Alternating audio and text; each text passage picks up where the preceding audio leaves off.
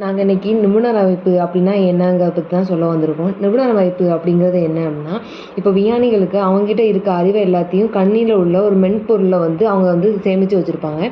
இத நம்ம விவசாயிகள் கிட்ட அவங்களுக்கு தேவையான எல்லா விஷயங்களையும் நம்ம தெரிஞ்சுக்க முடியுது. இது ஒரு சில பயிர்கள் மட்டும் இல்லாம பலதரப்பட்ட பயிர்களுக்குமே இது இருக்குது. இது மூலியமா அதுல இருக்க எல்லா விஷயத்தையுமே நம்ம தெரிஞ்சுக்கலாம்.